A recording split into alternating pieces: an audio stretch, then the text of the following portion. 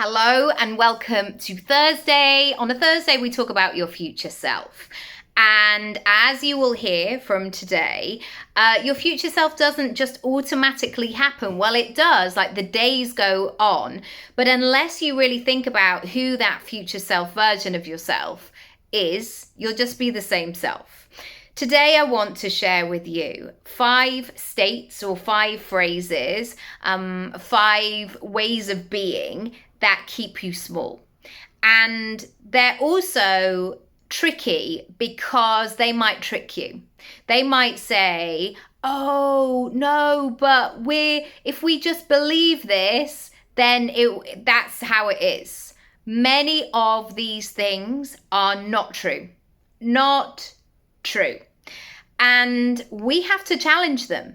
If you tell me that you want X, Y, and Z and you are ready, you have to get some skin in the game. You have to go first. You have to say, all right, let's see what's possible here. Let's give this a go. Let's be open-minded. Let's see what's possible here. Let's be open to a new way. I am laughing at these phrases because I've said some of them, all of them, so many times before. And I am so familiar with them. And I now know that when I allow these to essentially come to the front, they are blocking the view. They're blocking all of the other good stuff behind.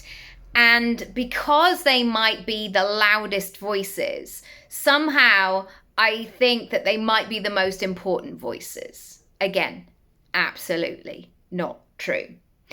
The first thing is and these all might come up when you're watching social media, when you're seeing people, when you're looking left and right and seeing people in your sphere. Number 1, the overnight success. It's really interesting when we watch our peers or people that we know or that are in our networking, whatever it might be, look and feel like it's an overnight success. And somehow what that does to us is that we think that it's all right for some. We think, well, they probably just got like a leg up or this happened, and we just become a bit weird about that person and the process. Now, over the years, there have been moments where we've all probably witnessed overnight success. And when I was looking at this, the first person that I thought of was somebody like Daniel Radcliffe. When he got that job as Harry Potter, and Harry Potter went into all of the cinemas and became a thing, I'm sure he will have had that moment where he went from a little lad who could go to a family party or might walk to the end of the road with 3 of his mates to buy sweets to being Harry Potter. That would be one of those overnight successes where their life goes from being completely anonymous to being in everybody's living room, everybody's frame of reference. But generally, even if people would like to present something as an overnight success, they are only sharing the highlights. And the likelihood is that time, effort, resources, resilience has gone into that process. So if you ever catch yourself saying, well, it's all right for them, like they look like they've come from nowhere, don't believe it. Remember, you are only seeing one perspective, one view of this entire situation. And most things that you want will require something of you. Now, will it be that essentially like going down the mine or working a 18-hour shift? Maybe not. But it's likely that there will be some kind of consistency and regularity to the input that is taking you to the output that you want. So if you catch yourself, remind yourself they are only showing you a tiny bit. Number 2, it will happen. If it's meant for me, it won't pass me by. What can happen in this circumstance is that people put so much responsibility and effort into the universe or out there or God or whatever it might be. And I think there is something in that situation where suddenly you've been in places and spaces where the timing has just been right, or something's happening, or you've had a chance meeting, or whatever it might be. But generally, there has to be some kind of input or effort or move or energy from you.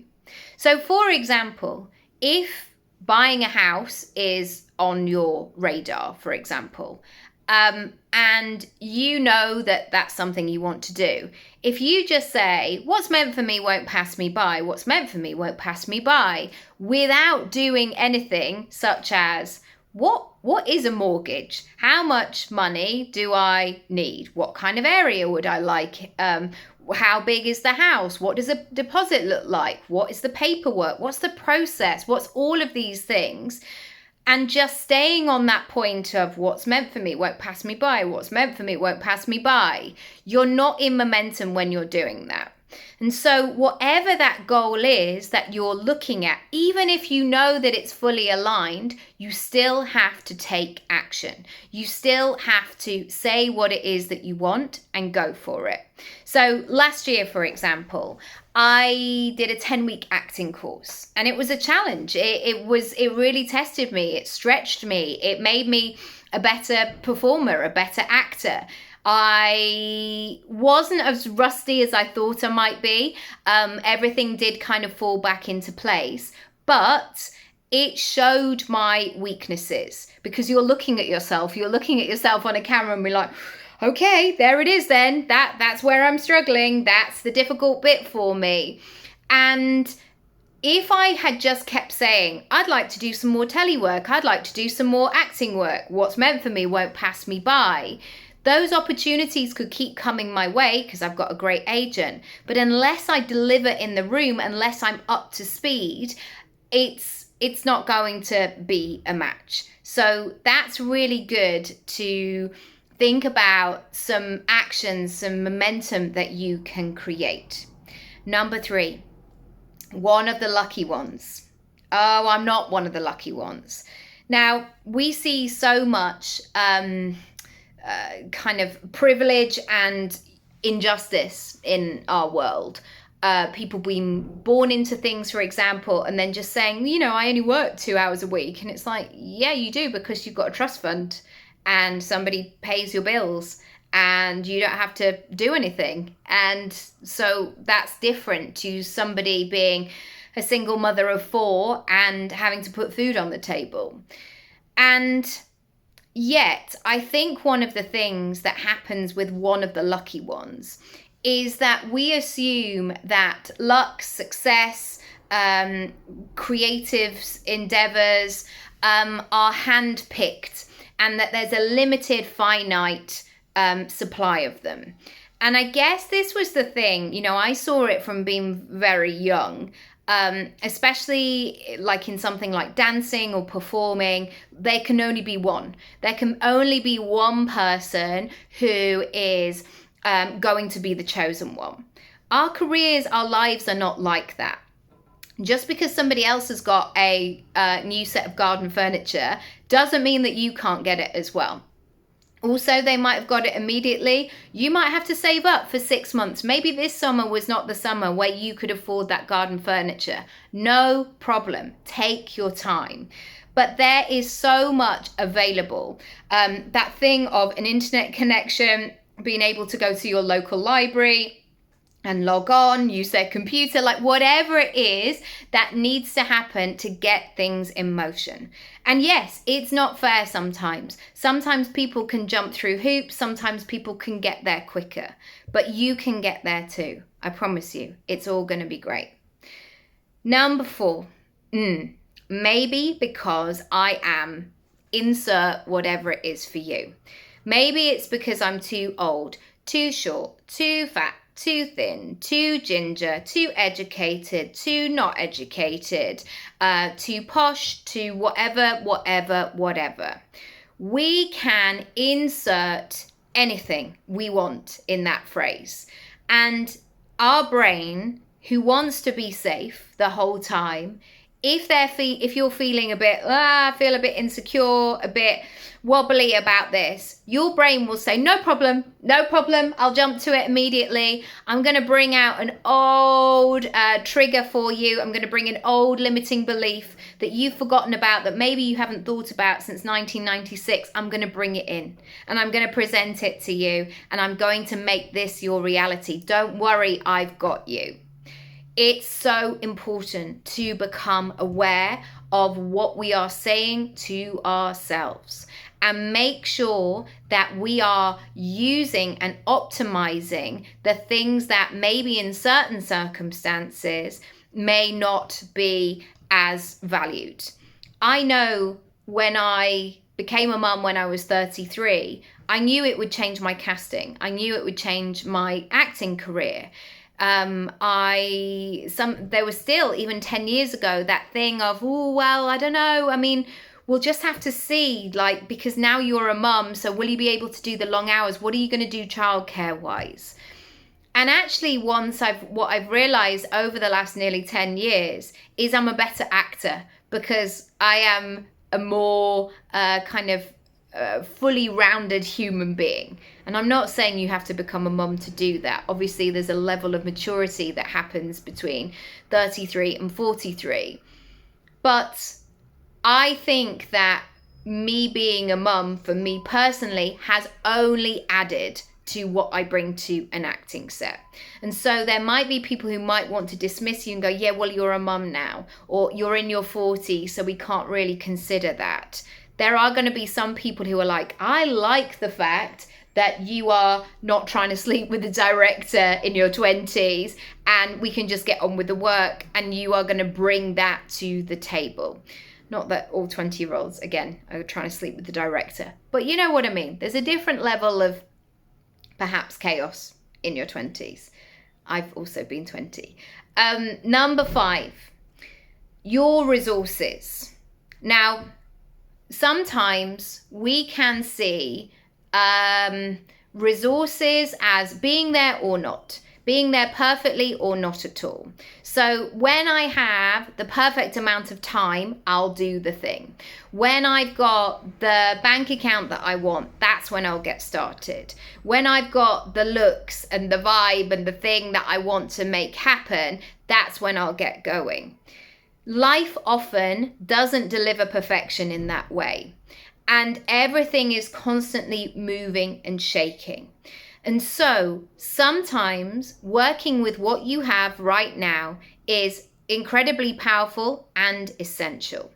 And actually what happens is it gets you to think creatively about things. So you might think, well, actually 10 grand would really get this production up and running and ready and all of that. I only have £1,000. I say only, but 10% of whatever it is. So what can I do with that? Well, if you think that you can get started from where you are right now with what you have right now, it will begin to show you in a different mindset. As in, well, I could use this free resource. I could put in, instead of paying somebody, which I don't have the money to do right now, I'm going to commit that every Saturday morning for the next year, I'm going to work on my business. I'm going to put in 3 hours of really solid work. And by the end of it, I'll have done 150 hours plus in being able to work on my dream. Don't allow those limited, stuck, stale things of, I don't have everything perfect, to stunt and stifle your progress. It's too important. And frankly, if you just get stuck in that mindset of like, well, I don't have the time, or I'm really busy at the moment, that for me is always an invitation to look at what you have available. And that might be just 15 minutes on a Friday. It literally might be that. Great. Start with that. How are you going to use that? Or it might be a case that when you look at your timetable, you're like, why am I going to the supermarket 5 times a week? Why am I doing that? Why am I making this more complicated than it needs to? It might give you an indication of perhaps a system that you might need to implement and give you some more ideas in that direction. I am here for you now. I'm also here for your future self. So let's bring in the future self. I hope today has been useful. I hope it's brought a smile to your face and some lightness to these things that can feel really heavy. We can be really tough on ourselves. I was thinking the other day about how often when you were at school, when they brought in reflection time, like what did you do well? What went better? What could you do better next time? There was always a weight towards all the things that didn't go to plan, all the things you could improve of. I want you to celebrate where you are right now and what's really working. Once you know these things are a safe bet, then do more of it. I often talk about this sense that when you realize what onion and garlic and a bit of olive oil does in a pan, and you perfect that without burning the onions or browning the garlic too much, there are so many possibilities. You can make a soup, you can make a bolognese, you can make a tomato sauce, you can make a chili, you can make a spag bol, you can do all of the things. And so even if where you are right now feels a bit stuck and like you don't have much wiggle room, just allow yourself to explore and see what's happening. Also, you may not be doing all the things perfectly. You might have to let go of the things that are not necessarily that important. I think there was this huge pressure of when you start weaning your baby, for example, that you've got to have all of these different things and all of these different selection points. There are no parenting police coming around going, wow, it's so fantastic that you did butternut squash on Monday, and then Tuesday you did sweet potato, Thursday carrot, cauliflower on Friday. They're not doing those things. And so do things for simplicity sometimes. Keep the things that are stable and secure simple, and then you've got that space to grow. I hope that's been useful today. If you would like to make some mega moves and work one-to-one, do check out my Work With Me page, and I'll see you next time. Lots of love. Bye.